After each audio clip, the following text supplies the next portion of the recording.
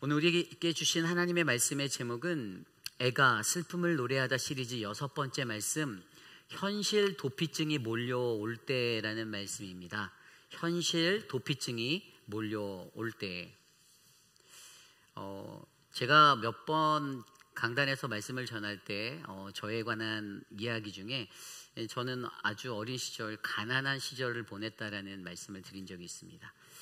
하루에 그 작은 이런 단칸방에서 네 가족이 살았을 때 어린 마음에 제게 작은 한 가지 소망이 있었는데, 그것은 하나님 언제 저는 이 가난을 벗어날 수 있을까요? 라는 그 어린 마음의 질문이 늘 있었어요. 제 주변을 둘러보고 제 삶을 들여다보면 너무나도 어렵고 다른 친구들과는 너무나도 많이 비교되어지는 어떤 상황들의 환경, 이런 것들 때문에 저는 한편에서 계속 이 굴레를 벗어나고픈 소망이 일어나, 하나님 어떻게 해야 내가 이 현실을 피해갈 수 있겠습니까? 벗어날 수 있겠습니까? 라는 그러한 생각을 했던 기억이 있습니다. 세상에 살면서 인간은 누구나 자신이 처한 삶의 여건과 환경들 가운데 그것들이 고통스럽다라고 느껴지면 그 자리를 피해보고자 하는 마음이 작동됩니다. 이것을 현대의 용어로 현실 도피증이다라고 이야기해요. 현실 도피증이란 무엇인가 하면요, 지금 내게 주어진 현실을 받아들이지 않고자 하는 마음이 일어나는 거예요. 지금 내 마음속에 내 삶에 덮고 있는 이것들을 받고 싶지 않아서 그것을 왜곡하거나 또 그것을 잊어버리려고 의도적으로 내 마음의 방향성을 다른 곳에 몰두해서 피해버리려 하는 마음, 이것을 심리적인 메커니즘으로 우리는 바라볼 수 있죠. 개인의 현실의 어려움이나 스트레스들이 찾아올 때에 이것으로부터 피하고 싶은, 도피하고픈, 벗어나고픈 그러한 인간의 마음을 심리적으로 잘 나타낸 용어가 바로 현실 도피라는 단어입니다. 그런데 여러분, 이 현실 도피라는 것에 대해서 우리가 생각할 때 오늘 말씀 속의 예레미야는요, 사실 예레미야 5장에 맞서, 이 5장의 말씀이 여러분 예레미야의 마지막 기도거든요. 예레미야가요, 자신이 처한 삶의 환경의 모든 현실들을 직시하고 바라본 뒤에 그가 오늘 마지막으로 드리는 이 애가의 기도가, 이 슬픔의 기도가 그의 지금 현재 있는 상태에 있는 모든 것들을 하나님께 낱낱이 기도하며 나아가고 있다는 것을 우리로 하여금 발견하게 합니다. 오늘 자신이 처한 이 삶의 현장에서 자신이 도피하고픈 그러한 삶의 상태 가운데 놓여진 예레미야를 바라보며, 과연 저와 여러분 우리들은 어떻게 해야 이 삶의 고통의 자리를 지나갈 수 있을까? 오늘 신실하신 하나님의 말씀 안에서 저와 여러분에게 주시는 그 말씀의 은혜가 바로 우리가 처한 소망 없는 이 땅의 모든 것들 가운데서도, 고통스러운 나의 삶의 자리에서도 하나님은 나에게 이 삶을 어떻게 이겨나갈 수 있는지를 말씀하여 주시기 원하십니다. 주어지는 말씀 속에서 저와 여러분에게 크신 은혜가 함께 넘치기를 간절히 기도드립니다. 오늘 애가 슬픔을 노래하다 현실 도피증이 몰려올 때 우리는 어떻게 하나? 첫 번째, 우리에게 주어지는 가장 중요한 말씀은요, 우리는요 하나님의 개입하심을 바라며 우리의 현실을 낱낱이 하나님께 아뢰어야 한다라는 것입니다. 우리는 하나님의 개입하심을 바라며 우리의 현실을 낱낱이 하나님께 아뢰어라. 오늘 말씀 1절부터 10절까지의 말씀은요, 예레미야가 조목조목 자신이 처한 모든 삶의 자리를 하나님께 아뢰고 있습니다. 1절 말씀입니다. 여호와여, 우리가 당한 것을 기억하시고 우리가 받은 치욕을 살펴보옵소서. 지금 자신이 억울하다라는 거예요. 자신이 너무 힘들다라는 거예요. 내 처지가 말이 아니라는 거예요. 내가 치욕당했다라는 거예요. 내가 수모를 겪었다라는 거예요. 근데 하나님 이것 좀 알아달라고 기도하고 있어요. 2절입니다. 우리의 기업이 외인들에게, 우리의 집들도 이방인들에게 돌아갔나이다. 하나님이 주신 그 기업인 이 땅의 터전이요, 어떻게 됐습니까? 빼앗겼습니다. 이것들을 알아달라는 거예요. 이방인들에게 짓밟혔다라는 거예요. 주님 좀 알아주세요. 기도합니다. 3절입니다. 우리는 아버지 없는 고아들이 오며 우리의 어머니는 과부들 같으니. 여러분, 한 가장은 매우 중요하죠. 그렇죠? 물론 실세는 아닐 수 있지만 가장이라는 역할이 정말 중요해요. 그런데 이 나라의 가장이 없어진 것 같은 그런 역사가 일어난 거예요. 왕들이 다 포로로 끌려갔습니다. 자신의 가정 모든 개개인의 민족의 가정들이 다 망가졌어요. 여러분, 이런 상태 가운데 예레미야가 하나님께 이것을 구하며 내가 지금 고아 같습니다. 우리가 지금 고아 같아요 라고 말하는 거예요. 그리고 우리의 어머니가 과부가 되었습니다. 가장을 잃어버린 그런 든든한 자가 사라진 이 현실을 하나님께 기도하고 있습니다. 4절입니다. 우리가 은을 주고 물을 마시며 값을 주고 나무들을 가져오며, 이 어려운 상황 속에서 모든 것이 물가가 폭등한 거예요. 인플레이션이 찾아왔겠죠. 그러니까 이들이 은을 주고 물을 마셔야 되는 상황, 값을 주고 나무를 가져와야 되는, 예전에는 그렇지 않았던 것들이 현실적으로 바뀌었다라는 것들을 상세하게 고하고 있습니다. 5절입니다. 우리를 뒤쫓는 자들이 우리의 목을 눌러싸우며 우리가 기진하여 쉴 수 없나이다. 뭐라고요? 내가 지금 기진하다라는 거예요. 지쳤다라는 거예요. 힘도 안 난다라는 거예요. 무엇을 할 목적도 잃어버리고 아무런 용기도 안 나고 정말 어렵다라고 자신의 상태를 토로하고 있습니다. 6절입니다. 우리가 애굽 사람과 압수르 사람과 악수하고 양식을 얻어 배불리고자 하였나이다. 잠깐 자신의 과거를 회상해요. 예전에 아수르를 통해서 이것을 타개해 보려고 노력했던 그들과 동맹했던 시간을 잠깐 기억합니다. 7절입니다. 우리의 조상들은 범죄하였고 없어졌으며 우리는 그들의 죄악을 담당하였나니. 아멘. 뭐라고요? 이 죄가, 지금 내가 고통받는 이 죄악의 문제가 선조들의 죄였다라고 그가 갑자기 불평을 늘어놓기 시작해요. 그렇게 이야기하며 지금 내가 이 죄값을 담당하고 있습니다. 근데 원래 잘못된 원인은 내가 아니고 선조들이었는데 라는 이런 불평도 해봅니다. 8절입니다. 종들이 우리를 지배하며 그들의 손에서 건져낼 자가 없나이다. 예전에는 종에 불과했던 아주 바벨론 같은 미개한 족속들이라고 생각했던 그들이 이제는 우리들을 지배하고 있는 상황의 역전됨을 토로하고 있어요. 하나님께서 이것들을 굽어 살펴달라는 거죠. 9절입니다. 광야에는 칼이 있으므로 죽기를 무릅써야 양식을 얻사오니. 10절. 굶주림의 열기로 말미암아 우리의 피부가 아궁이처럼 검으니이다. 아멘. 기근이 왔다라는 거예요. 굶주림이 있고 전염병이 돈다라는 거예요. 어려운 상황이 지금 너무 넘친다라는 거예요. 이것이 예레미야의 눈에 목격되어진 오늘의 현재 상태입니다. 이런 괴로운 상황 속에서 그의 마음 가운데는요, 앞서 설명드린 현실을 도피하고픈 마음이 분명 들었을 것입니다. 이 상황을 벗어나고픈, 다른 나라로 망명할까 도망갈까라는 생각도 들었을 거고, 여러 가지 생각들이 그의 마음 가운데 찾아왔을 수도 있어요. 그런데 여러분, 이 말씀에서 현실을 낱낱이 알고 있는 이 예레미야의 마음 가운데, 여러분, 우리가 정확히 알아야 하는 것은 예레미야가 신앙적으로 견고한 믿음의 사람이기 때문에 예레미야는요, 하나님 앞에 모든 것을 낱낱이 아뢰므로 오늘 지금 있는 내 삶의 현실을 부정하는 것이 아니라 이것들 가운데 내 삶에 개입하셔서 나를 인도하시고 나를 회복하시고 나를 새롭게 하시며 나를 구원하실 하나님에 대한 소망을 구하고 있다라는 사실을 우리는 기억하셔야만 됩니다. 여러분, 우리 하나님께서는요, 저와 여러분 우리들의 삶에 개입하시면서 우리의 삶을 구원의 길로 인도해 주길 원하십니다. 믿으십니까? 그러한 하나님이 바로 우리 하나님이세요. 그런데 중요한 거는요, 그러한 막막한 상황 가운데 우리들은 쉽게 포기하고 쉽게 벗어나고자 하는 마음을 가질 때가 많다라는 거예요. 그런데 그것보다 더 중요한 것이 바로 하나님 앞에 나의 현재의 상태에 내 상황과 내 모든 것들을 알려드리며 하나님께 기도하고, 하나님 소망 없는 이 땅에, 이 이스라엘 땅을 향하여서 하나님의 회복과 구원을 역사하여 주십시오라는 이 예레미야의 이 기도와 같은 기도가 저와 여러분들의 삶에 연결되어져야 한다는 것을 우리가 믿으셔야만 합니다. 얼마나 피곤한 삶입니까? 모든 말씀들을 읽어보면요, 정말 피곤하겠다, 너무 힘들겠다, 기진하구나, 정말 어떻게 할 수 없는 기구한 팔자구나라는 것들밖에 느껴지지 않는 성경 구절이에요. 그런데 그러한 예레미야의 신세 한탄 속에서도 여러분, 그는 여전히 살아계신 하나님이 우리의 삶 가운데 개입하셔서 역사하여 주시기를 바란다라는 것입니다. 여러분들이 예레미야에 대해서 잘 아시잖아요. 예레미야는 이 상황들이 이렇게 될 거 다 알고 있었어요. 이미 알고 있었던 사람이에요.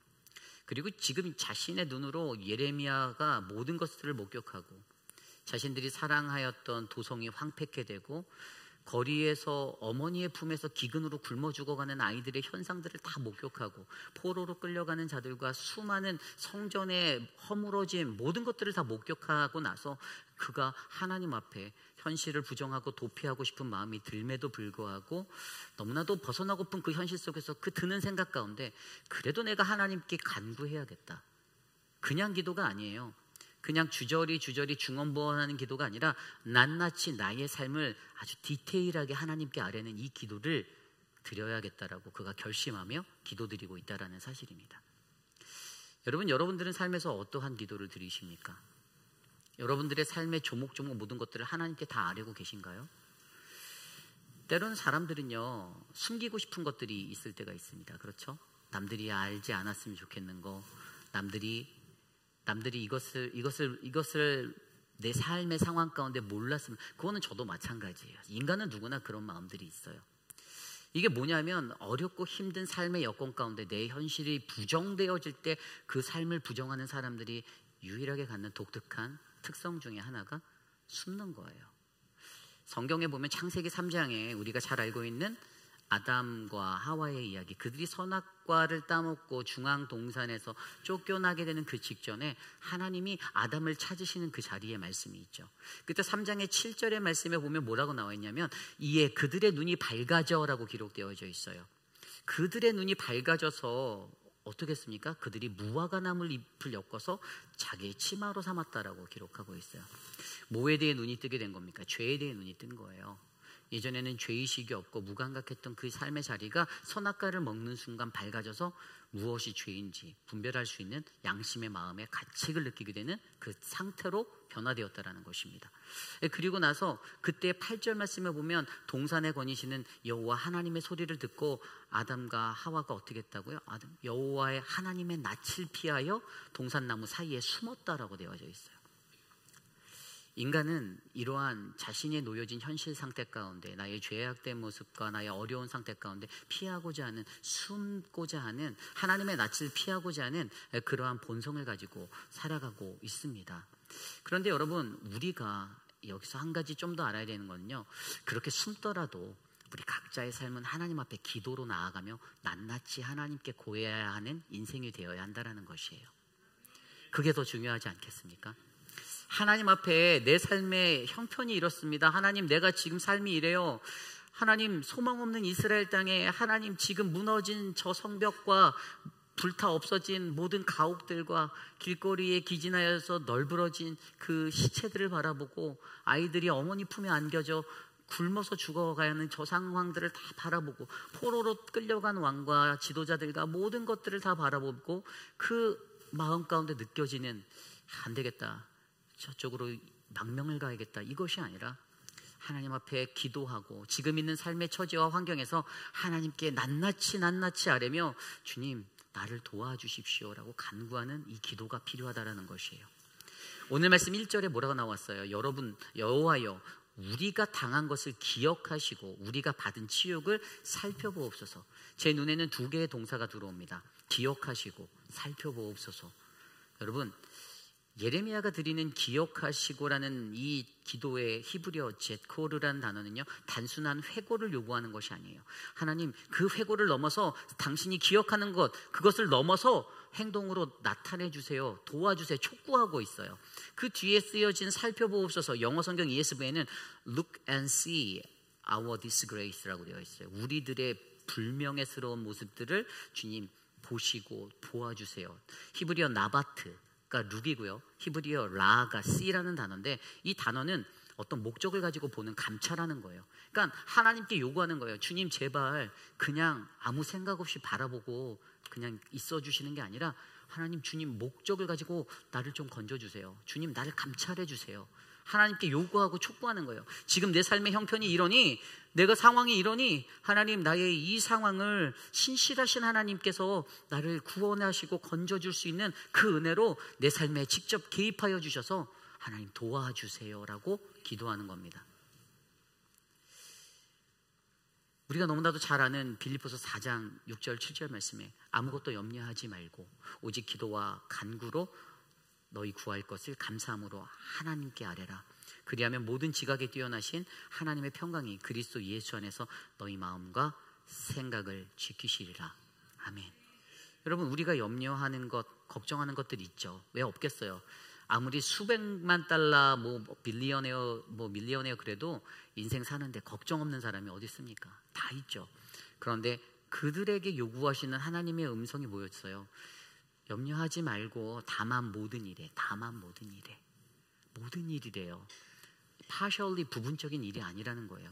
베드로전서 5장 7절 말씀에도 너희 염려를 다 주께 맡겨버리라. 이는 저가 너희를 권고하심이라. 아멘.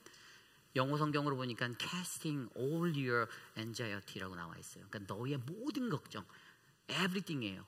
그것들을 다 주님께 맡기고 간과라는 거예요. 낱낱이, 샅샅이 주님께 조목조목 주님께 아뢰라고 이야기하고 있습니다.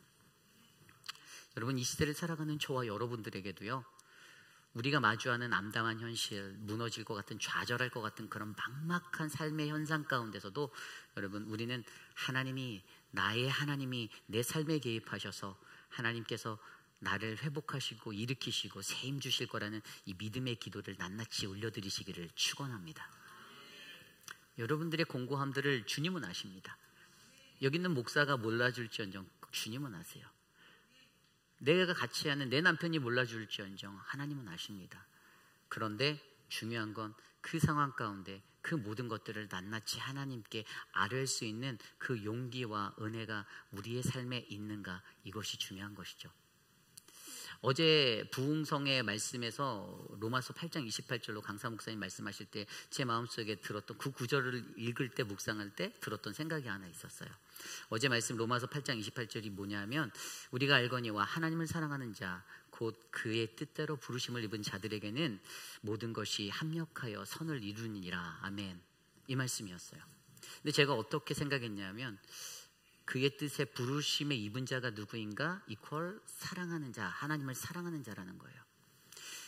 저와 여러분들의 삶 가운데 내가 하나님의 부르심을 입었는가 입지 않았는가를 점검하려면 내가 하나님을 정말로 사랑하는가를 점검하시면 됩니다. 하나님을 정말로 사랑하는 자와 하나님을 정말로 사랑하지 않는 자는요, 그들의 삶의 모습과 태도가 달라요. 이게 진짜 사랑인지 가짜 사랑인지 사람들이 왜 모르겠어요? 겉으로만 하는 그냥 외식적인 모습의 행동들과 정말로 사랑해서 하는 거 다 알잖아요. 누구든지 알 수 있어요. 바보가 아닌 이상 다 알게 되어져 있어요. 그런데 여러분, 하나님을 진정으로 진심으로 사랑하는 사람이라면, 그의 부르심에 입은 그러한 사람이라면 모든 것이 다 합력하여 선을 이루겠다는 것은요, 그런 사람들이 모여서 다 평화를 이루고 이런 것도 있지만 더 중요한 의미는 하나님이 그 속에서 개입하셔서 역사해 주실 거라는 거죠. 내가 하는 게 아닌 거예요. 내가 사랑하니까, 내가 하나님을 많이 사랑해서 그래 내가 좀 더 참았다, 이게 아니라는 거예요. 하나님이 개입하여 주시는 인생이, 하나님을 우리는 사랑하는 자로서 살면 자연스럽게 물 흐르듯이 그런 일들이 흘러간다라는 거예요. 공동체에 일어난다라는 거예요. 누가 뭐 하나 요만큼 실수했다고 그 사람이 이랬어요 라고 다다다닥 달려들지 않아도 하나님이 개입하시면 하나님이 알아서 만져주신다라는 거예요. 다만 중요한 것은 이것을 이용할 때 어그러진 나의 마음으로 아직 내가 온전히 하나님을 사랑하지도 않으면서 하나님을 사랑하는 척을 하면서 하나님이 개입하셔서 다 알아서 잘해주시니까 너희도 나한테 잔소리하지 마, 이러면 안 되는 거고요. 잔소리를 하면 안 되지만, 그런데도 중요한 것은 하나님을 정말로 진심으로 사랑한다면 하나님이 우리의 삶 가운데 역사하시고 개입하셔서 우리의 모든 것들을 아름답게 선을 이루어주시는 하나님이심을 우리가 믿으면 된다는 것입니다.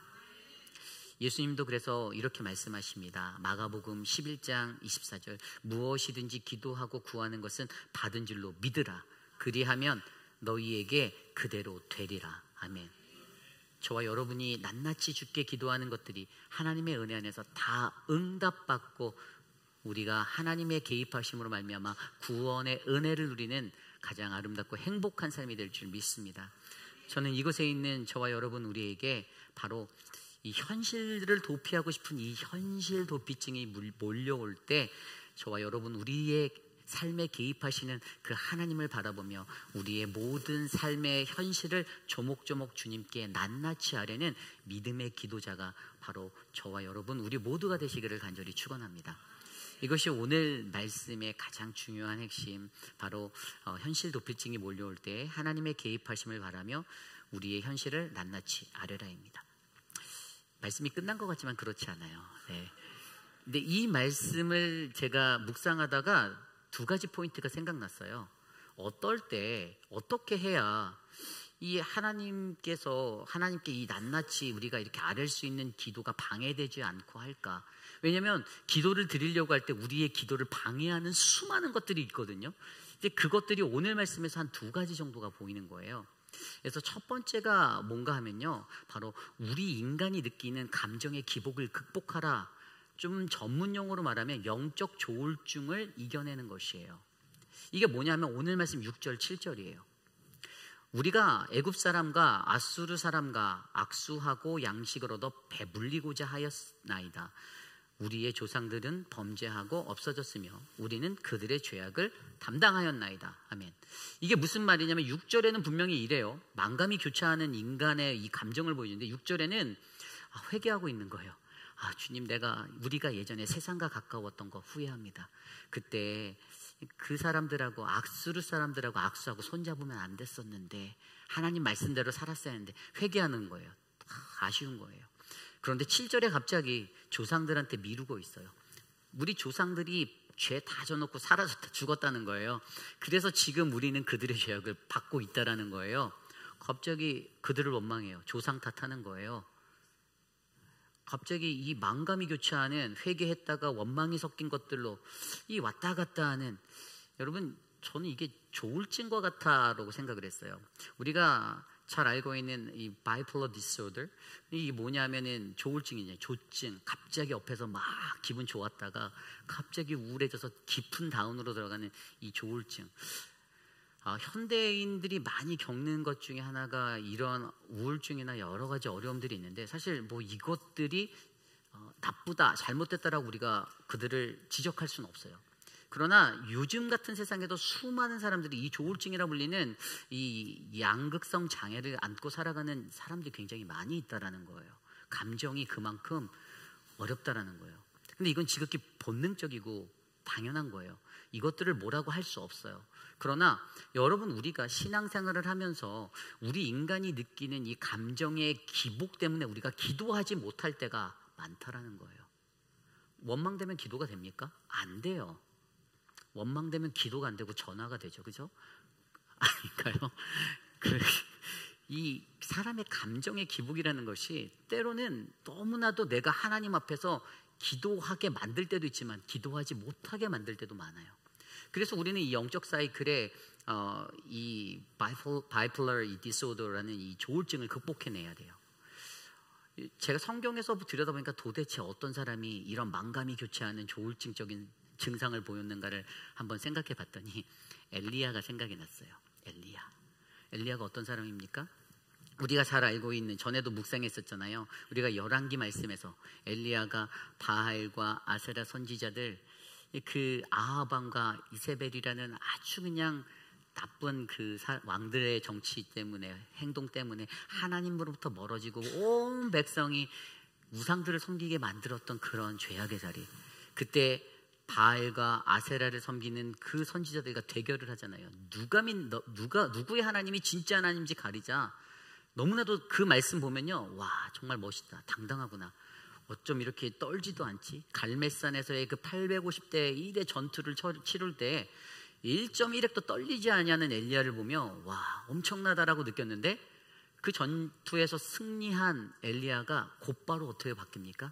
장면이 바뀌면서 이세벨이 분노하며 내 너를 오늘 죽이리라 라고 선포하고 하였을 때 그가 도망가서 로뎀나무 그늘 밑에 앉아 하나님 나 좀 죽여주세요 라고 했던 사람이 바로 이 양반이에요.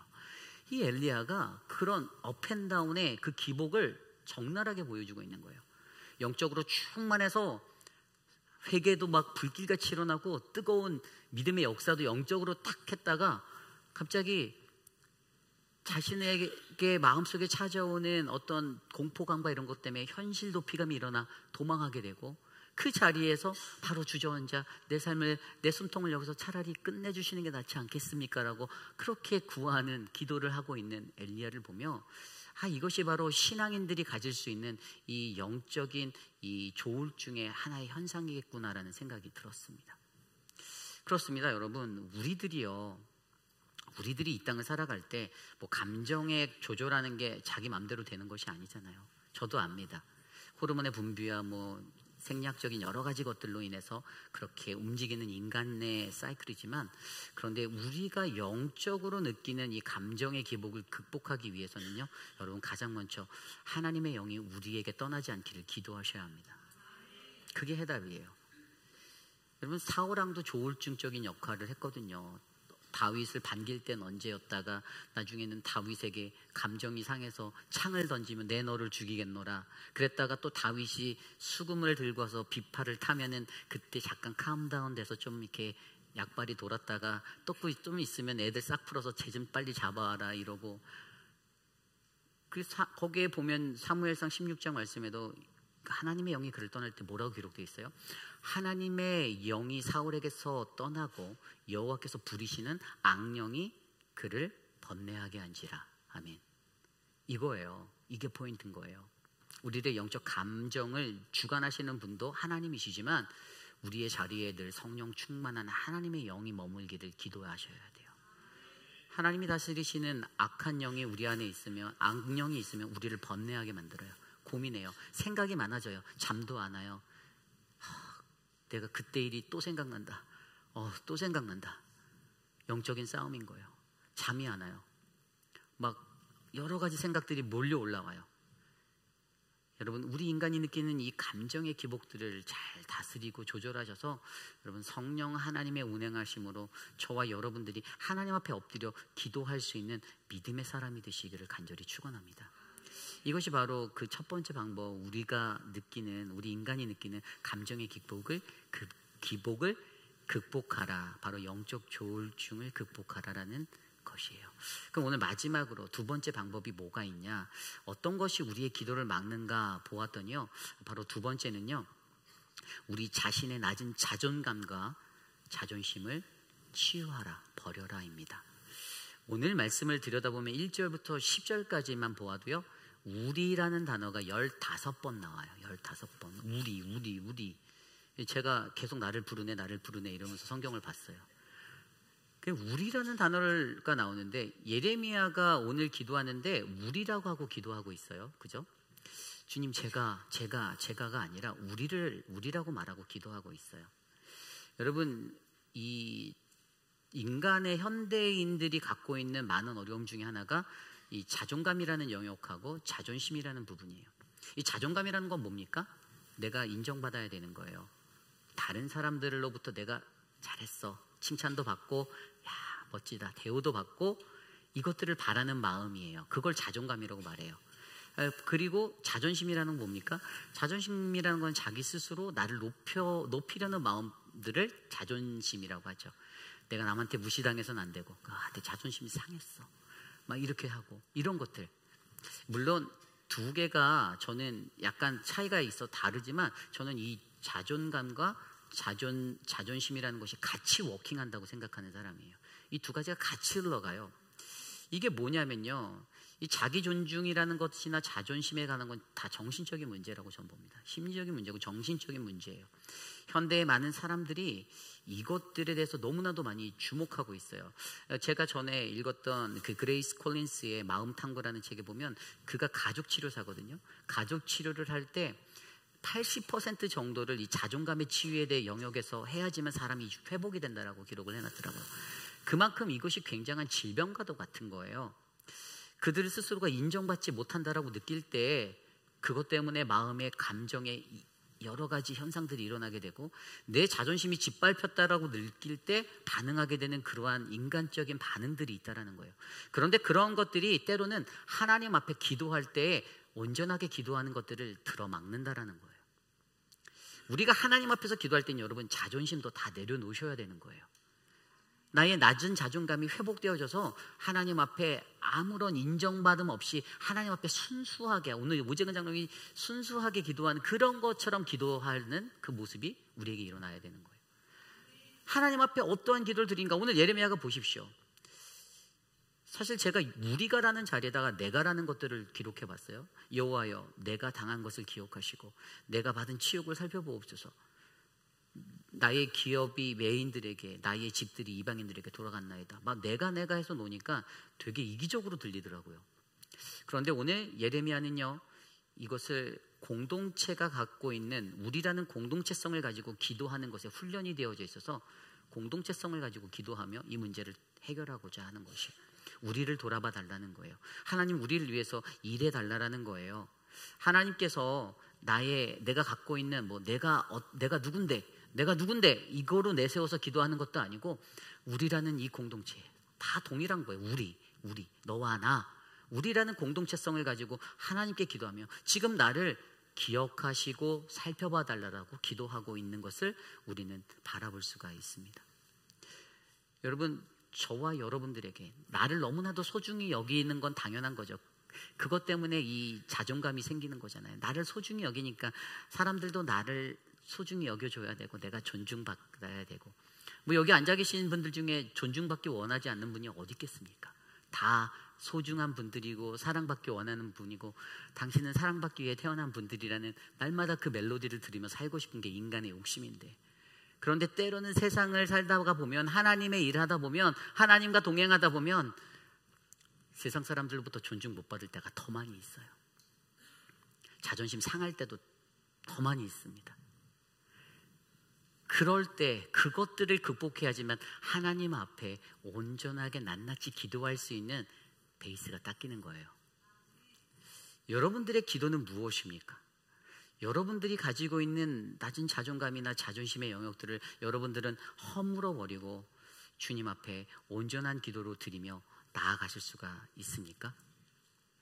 저는 저와 여러분들, 우리의 삶에 그러한 기도가 일어나기를 소망합니다. 성경을 들여다보면요, 가인과 아벨의 이야기가 나오죠. 저는 이 살인의 주 원인은 바로 그 자존심의 문제 때문에 자기의 예배를 받지 않는다라는 하나님 앞에 가인이, 왜 내가 첫 소산의 것들을 잘 해갖고 드렸는데 피로 제사한 내 동생의 예배는 받으시고 왜 나는 받지 않는 거야? 라는 이 자존심 때문에 그가 죄를 범하였죠. 살인을 저질렀잖아요. 나의 이 자존심이 만드는 죄투성이의 세상의 문제, 시기를 일으키고 질투를 일으키고 분란을 일으키고 누군가를 싫어하고 미워하는 마음이 그냥 잠잘 때마다 머리맡에서 솟구쳐 올라 나의 밤잠을 설치게 만드는, 나의 건강을 해치는 그러한 일까지도. 왜죠? 내가 여전히 낮은 자존감 가운데서 헤어나지 못하고 나의 자존심을 높여 세우며 살고 있기 때문이다라는 것을 기억하시길 바랍니다. 하나님 앞에서 그것들을 치유받기를 원하신다면 여러분, 그것들을 놓고 성령 하나님 나를 만져주십시오. 빌립보서 1장 6절에 바울이 이렇게 얘기하잖아요. 우리 안에 착한 일을 시작하신 이가 그리스도 예수의 날까지 이루실 줄을 확신하노라. 아멘. 아버지 하나님의 마음을 안다라면 그분이 나를 만지시고 그가 이 모든 것들을 다시금 다 이루어서 채워주실 거라는 이 믿음 안에서 모든 것을 주님께 맡기고 나아가는 저와 여러분, 온전한 믿음의 성도들이 되시기를 간절히 축원합니다. 언제나 들여다보면 여러분, 문제는 저예요. 네, 납니다. 문제는 언제나 저예요. 하나님의 사랑과 하나님의 선물을 받았으며도 그것을 누리지 못하는 것은 나 때문입니다. 내 삶이 어렵고 힘들고 피폐하고 쓰러지고 고통스럽다라고 말하는 거 제가 이해 못하는 거 아닙니다. 그런데 더 중요한 건 잘 들여다보면 나예요. 나에게 그 무서운 말을 던진 그 사람보다 나예요. 나의 마음을 상하게 만들고 힘들게 했던 그 말의 것이 맴돌아서 나예요. 그게 더 먼저예요.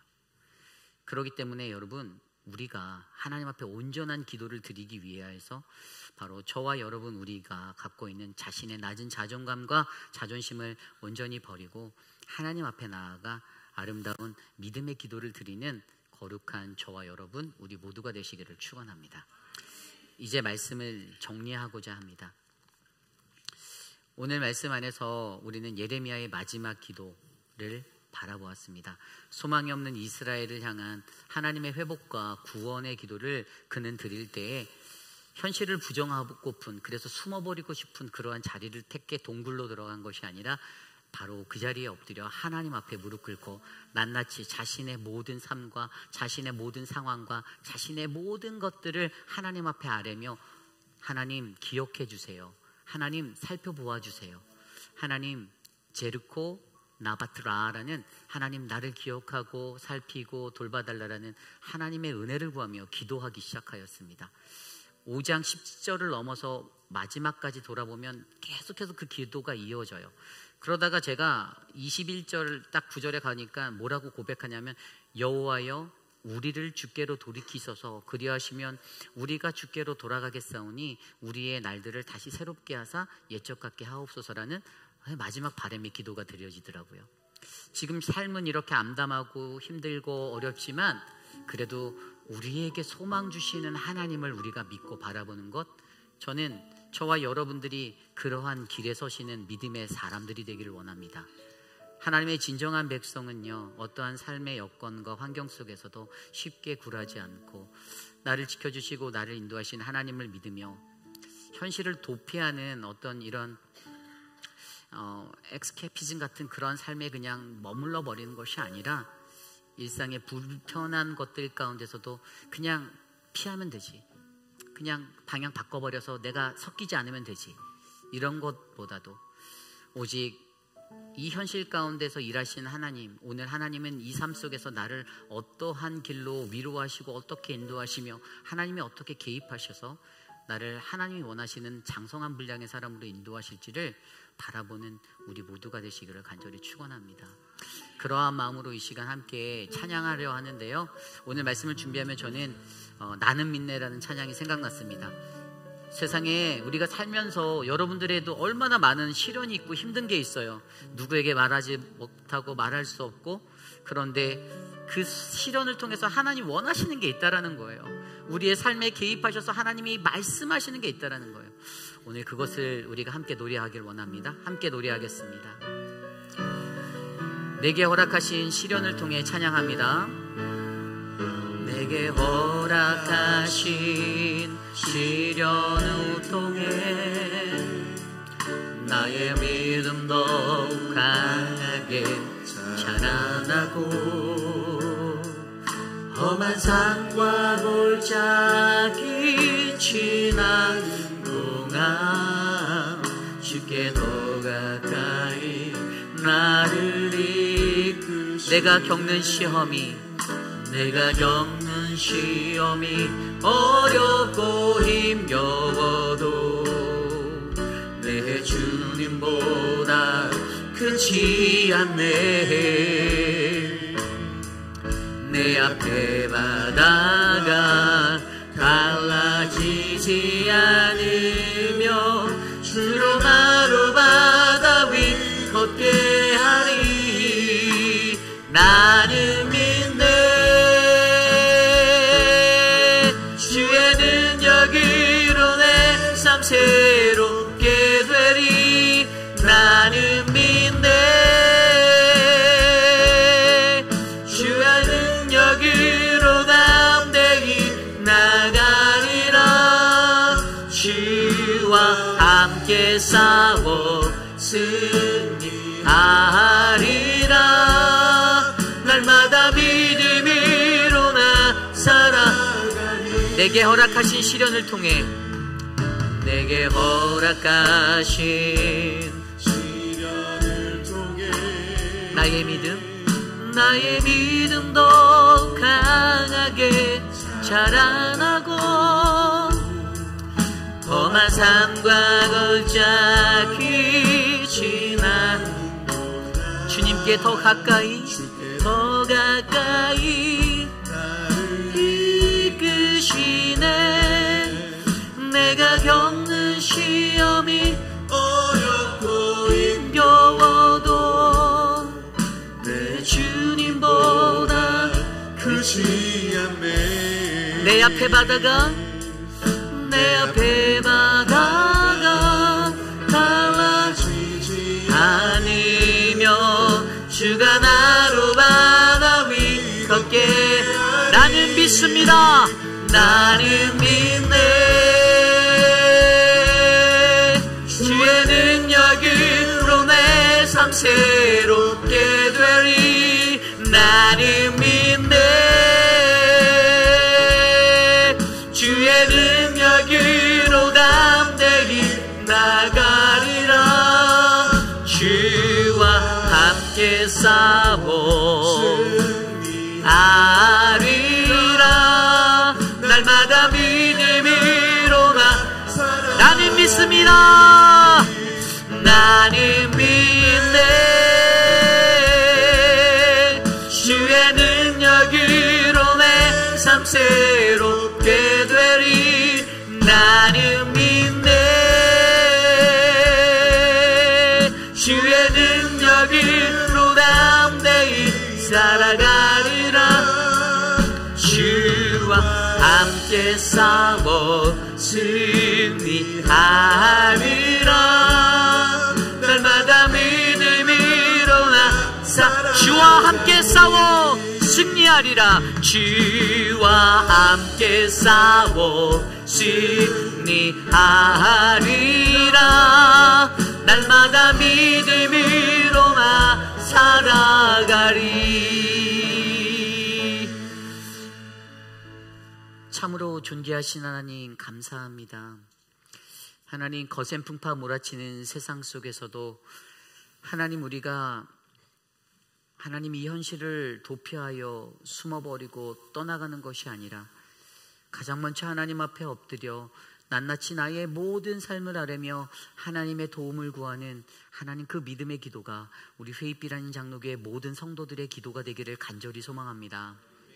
하나님, 우리의 삶 가운데 여전히 내게 남아있는 나의 알랑한 자존심과 나의 낮은 자존감, 하나님, 성령 하나님 만져주셔서 회복하게 하여 주시고, 하나님, 내 감정의 기복으로 인간이 느끼는 그 감정의 기복, 하나님 영적 조울증을 잘 해결하여 정말 하나님의 영이 내 삶 가운데 떠나지 아니하는 그 기도자의 삶이 이루어지도록 하나님 도와주시옵소서. 우리 회입빌 한인 장로교회가 하나님 그러한 믿음의 교회 되기 원합니다. 모든 각 사람의 마음에 하나님의 영을 부어주사 주님, 저들의 모든 삶이 주님 안에서 평화를 누리도록 지켜주시옵소서. 존귀하신 하나님, 사랑하는 우리 이옥순 성도님, 하나님 콜로라도 따님집에 거하며 치료받는 중에 하나님 호흡이 원래대로 돌아오고 폐의 모든 작용이 잘 작동하여 건강할 수 있도록 은혜 베풀어 주시기를 간구합니다.